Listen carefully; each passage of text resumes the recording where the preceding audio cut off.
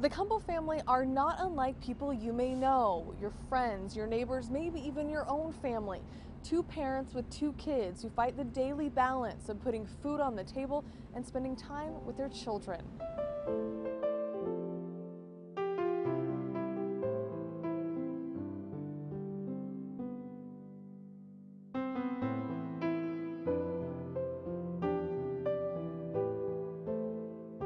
Growing up in the outskirts of Colville, 13-year-old Clark Cumbo was all boy. His very first car. He was 11 months old when he got that. He loved the outdoors and quickly became a decorated scout, storming through the ranks. He was a Boy Scout, and he wanted to be an Eagle. Clark shared a love of cooking with Dad, He liked to do grilled cheese sandwiches. a hobby that forced Mom to do some adventurous eating. He liked to experiment with spices, I'll tell you. He loved professional wrestling and imitating his favorite characters. He was always running around the house yelling, "I'm awesome," and drove his brother nuts. Stubborn, funny, even sweet. He had his moments. He definitely did. Nothing about Clark could have prepared his parents for what happened on February 14th of this year. It's hard to go on without him. It was Rhonda, Clark's mom, who would find her oldest son lying on his bedroom floor. Kept shaking him a little harder and talking a little louder. Then I turned on the light, and he was laying on top of the rifle, and then there was just a little pool of blood on the floor. It wasn't even very much. Next thing I know, Rhonda's waking me up and I'm doing CPR on him. Clark was gone, and soon came the realization of how he died. It's a word no parent is prepared to hear, perhaps worse than accident or cancer. Probably said it to myself first, before anybody actually came out and said the word. It was already running through my head. The cause of death? Suicide. He had his whole life ahead of him. Clark was only 13 years old, a 7th grader. While suicide is hard to track in kids younger than 15, Clark is proof it happens. Last year, an Oregon medical examiner even ruled a 6-year-old's death a suicide. It's hard to accept hopelessness in children, but every 78 seconds, a teen attempts suicide. Every 90 seconds, one of them succeeds. 3 months have gone by.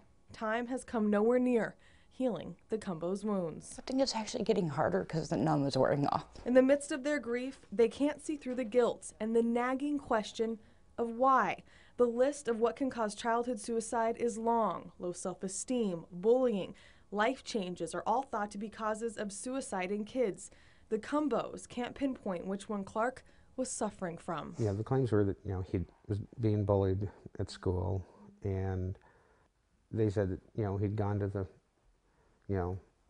faculty and they hadn't done anything about it, and that's not something that we have found to be true. The Cumbos say if he was depressed, they didn't pick up on the signs. He was cranky quite a bit, but I figured that was normal teenager stuff. Clinical psychologists say it's not uncommon for parents to not notice signs of depression in their children, especially teenagers. This happens to the best of parents. Dr. Kiernan says parents need to stay plugged in, show their children how to communicate by example, and remember, kids only think in the here and now. Because for kids and teens, the whole world is now, that there's no later.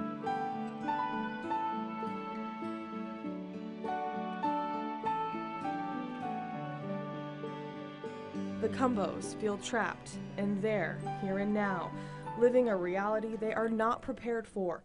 It's riddled with pain, triggered by Clark's favorite song, and things that used to drive them crazy are now what they miss the most. Listening to him fight with his brother, and play with his brother. I think I miss him running around yelling, "I'm awesome," and walking by, every time he walked by, poking me. Clark's life is over, and for the rest of theirs, these parents will wonder if there is something they could have done to save him. Do whatever you can to find out what's going on, and if there's a problem, like Rhonda said, follow through with it. Don't give up on him. You can't.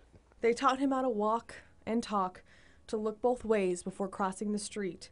But did they listen when he was trying to teach them? Listen beyond the words. You can't just listen with your ears, you have to listen with your heart too. It'll tell you more about what's going on.